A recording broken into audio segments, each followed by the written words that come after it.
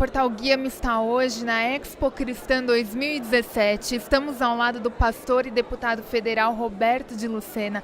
É um prazer estar com você aqui nesse evento. Muito obrigada pela sua participação no Portal Guia-me. Imagina, é uma satisfação para mim revê-los e poder conversar através do Guia-me com essa multidão de pessoas que acompanham o Guia-me, que seguem o Guia-me, que faz um belíssimo papel trazendo uma comunicação comprometida com a verdade. Pastor, como você enxerga a importância de uma feira como essa, que reúne tantos líderes, né, da cidade de São Paulo e também as autoridades dessa cidade, desse estado? Bom, eu tenho duas maneiras de ver a feira.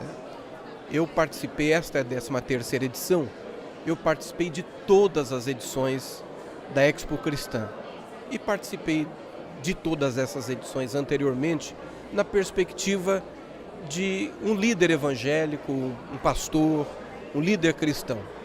Nessa perspectiva, eu sempre entendi a feira como um ambiente de fraternidade, de comunhão, de aproximação, de integração, onde nós convivemos no mesmo ambiente, no mesmo espaço por alguns dias, com líderes e com irmãos das mais diferentes denominações evangélicas de todo o país.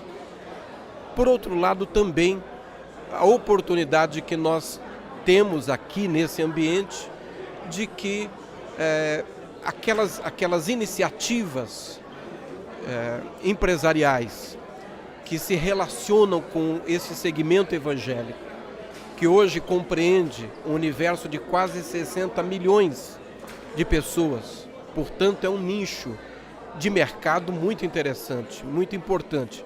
E aqui na feira, sempre, em todas as edições, a interessante atualização de ofertas, de propostas para esse segmento, para esse contingente, não apenas para as igrejas, mas para o consumidor cristão. Recentemente eu passei pela experiência de estar secretário de Estado de Turismo aqui em São Paulo. E aí a gente também começa a compreender a feira numa outra ótica, numa outra perspectiva. É a geração de negócios, é a geração de empregos, é a economia ativada, porque o turismo ativa 54 setores da economia. E o segmento evangélico está representado nesse arco de ofertas do turismo, na condição de turismo religioso. E São Paulo tem um turismo religioso muito forte, e aqui no estado de São Paulo, especialmente na capital, nós temos uma série de ofertas em relação ao turismo religioso evangélico. Por exemplo, a rua evangélica, a rua mais famosa, mais conhecida dos evangélicos do Brasil, está aqui em São Paulo. Aqui nós temos os maiores templos evangélicos do Brasil. Aqui em São Paulo, no estado, nós temos, por exemplo, o primeiro cemitério protestante das Américas e outras atrações importantes que marcam a nossa história, a história evangélica no estado e no país. E a Expo Cristã, ela tem esta magnitude, ela tem essa importância de, na capital de São Paulo, oferecer a esse segmento essa diversidade, essa oportunidade, ativar o turismo, ativar negócios, mas sobretudo ser esse espaço de ligação, de fraternidade, de comunhão entre as igrejas e as suas lideranças. Estamos no Brasil passando por um momento de transição, por um momento de reforma, de muitas propostas, de muitas manifestações. É possível nós, como população, ainda termos esperança de uma mudança positiva diante das ações que têm sido feitas no governo? Olha, hoje, coincidentemente, Luana, eu estou hoje comemorando 10 anos de aniversário da minha netinha, primogênita, a senhorita Lívia. Eu tenho 2 netinhas. A senhorita Lívia tem 10 anos hoje e a senhorita Lorena que tem um pouquinho mais de 1 ano. E quando eu olho para a senhorita Lívia e a senhorita Lorena, eu me motivo, eu me renovo as forças e acredito que nós estamos no caminho certo. Nós estamos vivendo um momento difícil do país. Foram feitas escolhas num passado recente que foram escolhas equivocadas, escolhas políticas e administrativas equivocadas. Essas escolhas, elas se desdobraram, elas repercutiram nessa consequência, nesse ambiente que nós temos de crise profunda, crise sistemática. Agora, nós temos que também reconhecer que nós estamos vivendo uma travessia, uma transição. O Brasil que nós vamos ter daqui a alguns anos é um Brasil completamente diferente do Brasil que nós vivemos alguns anos atrás. Nós temos uma nova sociedade que está atenta, sensível, politizada, que está interessada na sua cidadania, exercer a sua cidadania. Nós temos uma política que precisa necessariamente se adequar a essa nova sociedade, a política que precisa se reinventar, se redesenhar para oferecer as respostas que a sociedade precisa. Eu acredito no Brasil. Essa crise é uma crise profunda, é grave, mas ela é momentânea.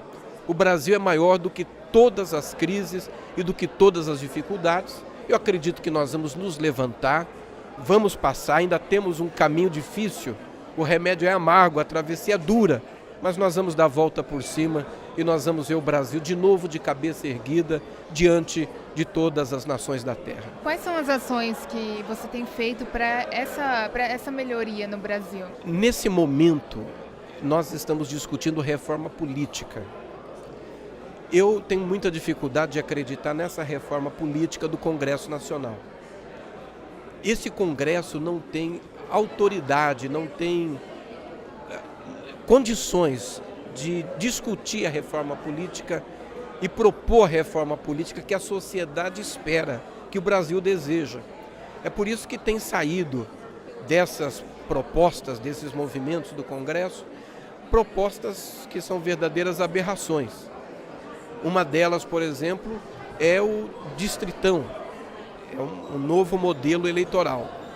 Qual é o problema do distritão? Ele acaba com a possibilidade de segmentos diversos da sociedade se fazerem representados. Ele favorece um determinado perfil de candidato e, por sua vez, ele anula, ele joga no lixo os votos que foram dados a candidatos que não estão entre os eleitos, que no caso são os mais votados, no caso nesta próxima eleição seriam os mais votados aqui no estado.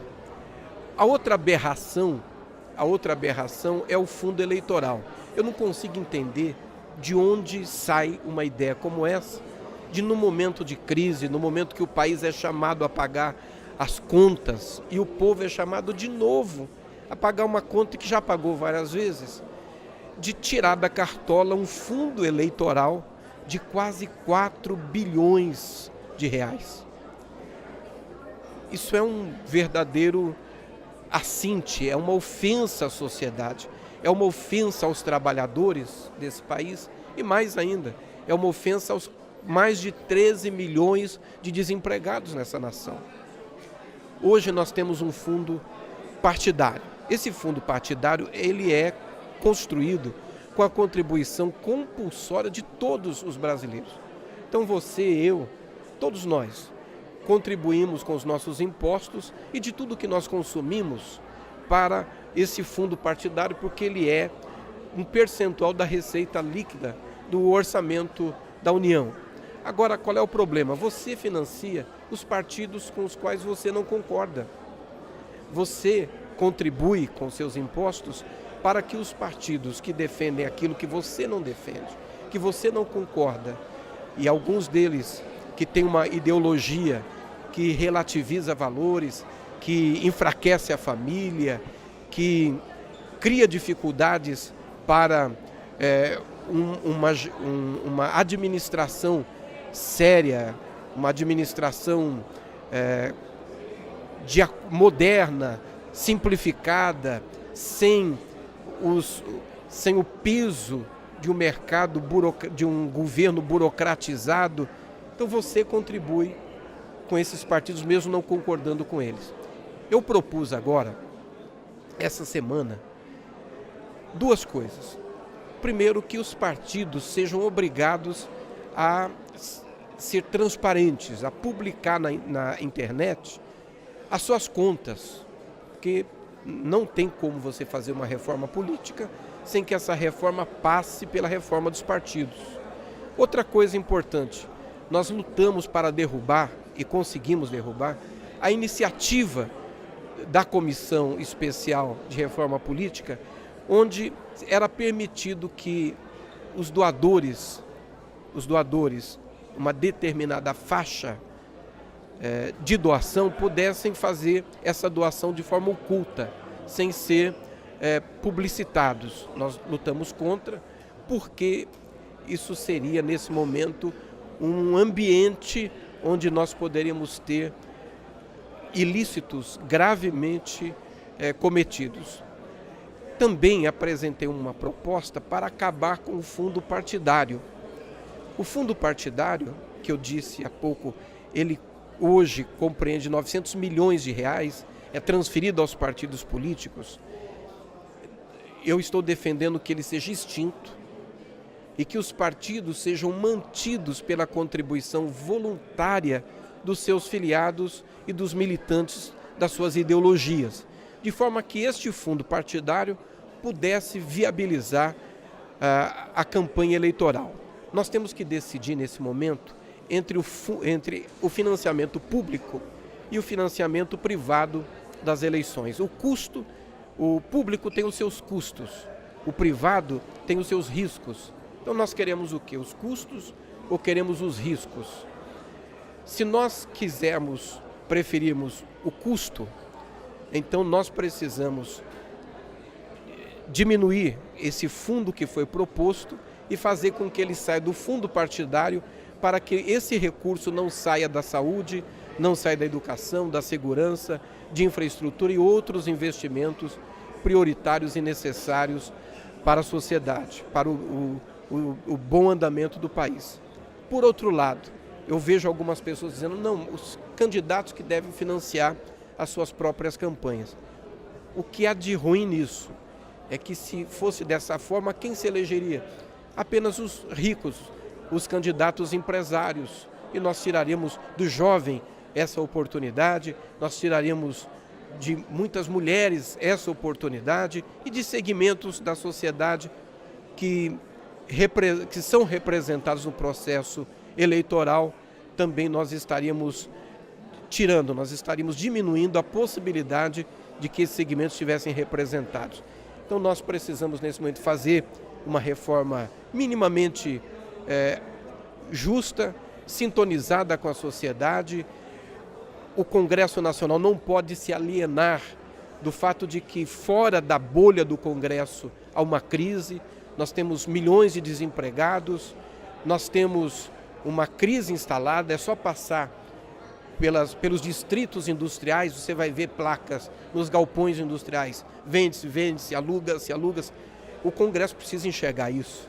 Não dá para viver num mundo de faz de conta. O Brasil não é o país das maravilhas da Alice, e nem aquele que os governos anteriores tentaram vender para nós. Então nós precisamos ter responsabilidade, sintonia com a sociedade, fazer a transição com o pé no chão, com temor a Deus e com muito respeito pelo Brasil. Pastor, como um cristão enxerga o desafio de conseguir, em meio a essa crise, levar os princípios de Deus em meio ao governo e em meio aos projetos que surgem? Olha, não é uma tarefa fácil, não é um desafio pequeno. É um desafio que pesa sobre os ombros, mas o meio não pode, o meio não muda, o meio revela. E o ambiente de poder é o ambiente que revela. Revela o caráter, revela o que a pessoa é, potencializa o que a pessoa tem. Jesus diz para nós sermos sal e sermos luz. Não adianta ser sal dentro do saleiro, nem luz no meio da luz. É preciso ser sal fora do saleiro e luz nas trevas. O desafio daqueles que pretendem desenvolver um ministério público, uma missão de serviço público, é o desafio de entenderem que estão principalmente diante de Deus, que sabe o que pensamos, o que sentimos e o que está no nosso coração e que julgará as nossas motivações. Por isso, nós precisamos, há homens de Deus em toda a Bíblia, homens que em todos os ambientes, inclusive nos ambientes de poder, se mantiveram de pé diante de Deus. Nós temos pessoas hoje que têm testemunhado com a sua vida, com a sua postura, com seus comprometimentos, da sua fé em Deus, e não é fácil, mas não é fácil não é apenas lá. Você vê muitas vezes pessoas que caem em todos os ambientes, os mais sagrados, que tropeçam e que caem. Lúcifer caiu no céu, né? Ele não foi no Congresso Nacional.